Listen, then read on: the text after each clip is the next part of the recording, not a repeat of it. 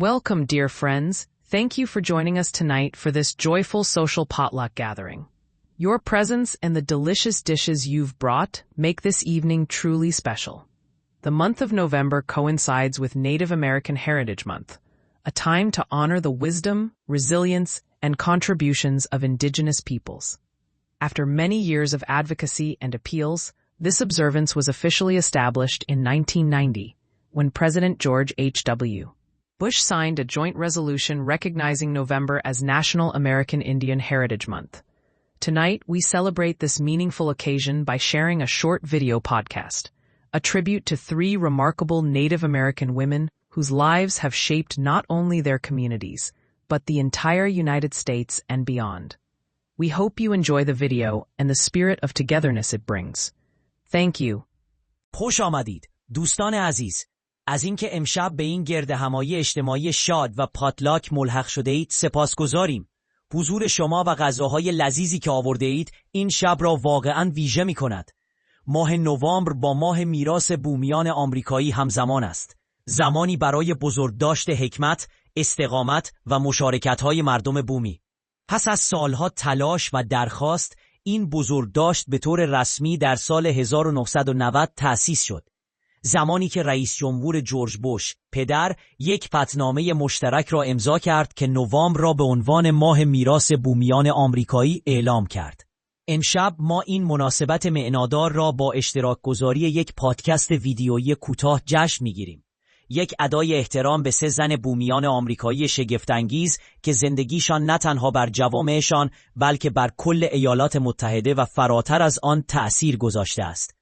امیدواریم از ویدیو و روح جمع‌گرایی که به ارمغان می‌آورد لذت ببرید. سپاسگزاریم.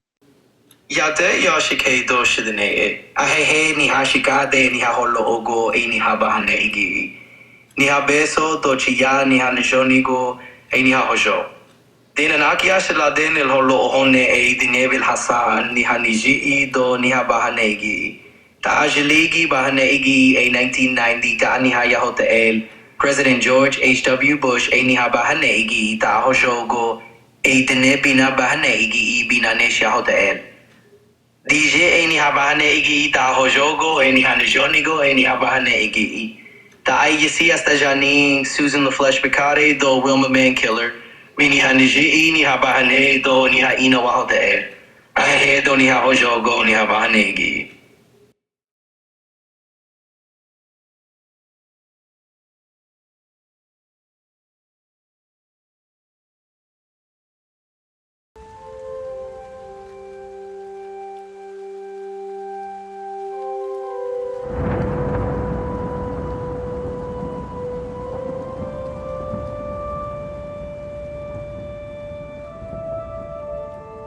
Did you know that right now there are only about 150 indigenous languages still spoken in the United States? Today, we're exploring an extraordinary tribute that's helping preserve both language and legacy, a groundbreaking Navajo language celebration of 3 remarkable Native American women who changed history. And these aren't just any women. We're talking about Sacagawea, Dr. Susan Flesche Picotte, and Wilma Mankiller. Each one broke barriers in their own unique way. Let's start with Sacagawea.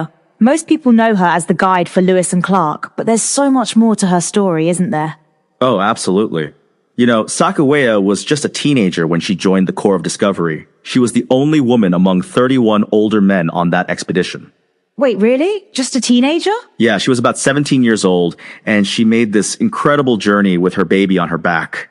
But what's fascinating is how she's been remembered. She became this powerful symbol of women's worth and independence.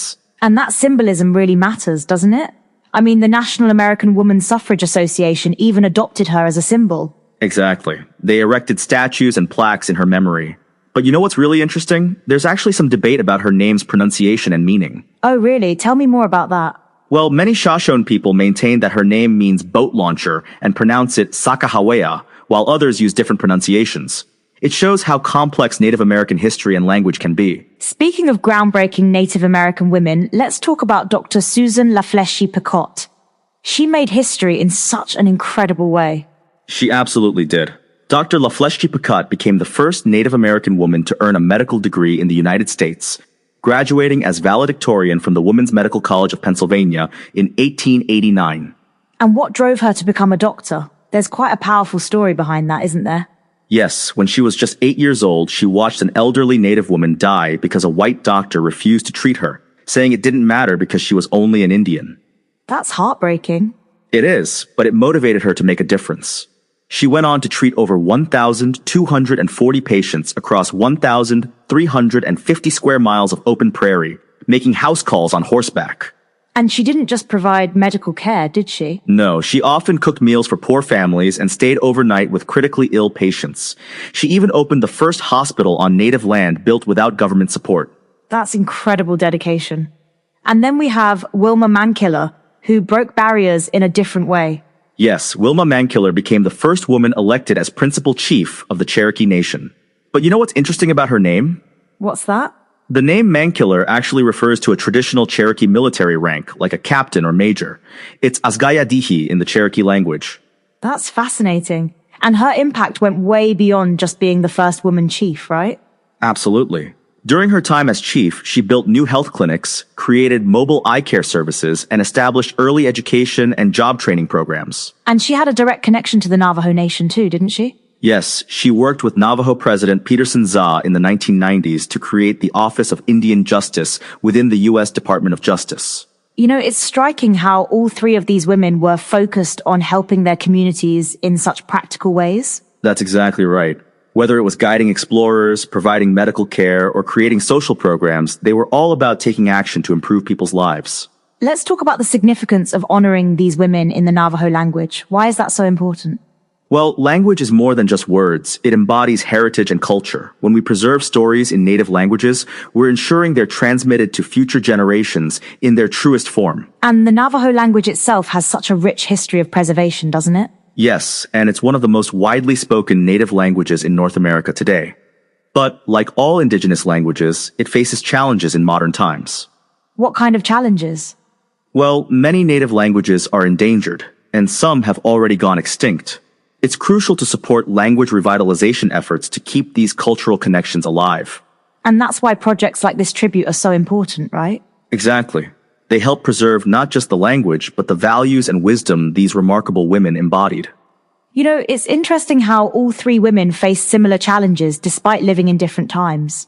Yes, they all had to navigate between traditional native culture and the demands of the broader American society. And they all seem to find ways to use that dual perspective to help their people. That's right. They understood both worlds and used that understanding to create positive change. Let's talk about their lasting impact. How do you think these women's legacies continue to influence Native communities today? Well, they each blazed trails that others could follow. Dr. Flesche Picotte, for instance, showed that Native women could succeed in medicine. And Wilma Mankiller really transformed what was possible in tribal leadership, didn't she? Absolutely. President Obama even noted how she transformed the nation-to-nation relationship between the Cherokee Nation and the federal government. And Sacagawea's legacy continues to inspire discussions about women's roles in history. Yes, and what's particularly powerful is how their stories continue to resonate with new generations. Speaking of new generations, how do you think young Native Americans today connect with these stories? Many see these women as role models who proved that Native Americans can succeed while staying true to their cultural identity. And preserving their stories in native languages helps maintain that cultural connection, right?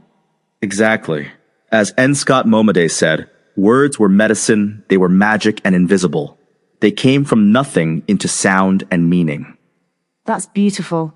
And it really captures why preserving these stories in native languages matters so much. Yes, because when we lose a language, we lose more than just words. We lose ways of thinking and understanding the world. And these women's stories are such an important part of that understanding. They really are. Each of them showed how to honor tradition while creating positive change.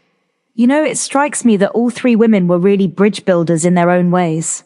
That's such an important point. They each found ways to connect different worlds while staying true to their own values. And that's really what makes their stories so powerful, isn't it? Yes, because they show that preserving culture isn't about isolation. It's about finding ways to thrive while maintaining your identity. As we wrap up, what do you think is the most important lesson from these three women's stories? I think it's that real change happens when you combine cultural wisdom with practical action. These women didn't just talk about making things better, they did it. and now their stories are being preserved in the Navajo language, continuing that tradition of wisdom and action. Exactly. It's a beautiful way to honor their legacies while keeping native languages and traditions alive. Remember, when we preserve stories in native languages, we're not just saving words, we're keeping entire worldviews alive for future generations. And these three remarkable women, Sacagawea, Dr. Susan Flesche Picotte, and Wilma Mankiller, show us just how much wisdom those worldviews contain. Thank you for joining us on this exploration of leadership, language, and legacy. Until next time, remember that every language lost is a unique way of seeing the world that we can never get back.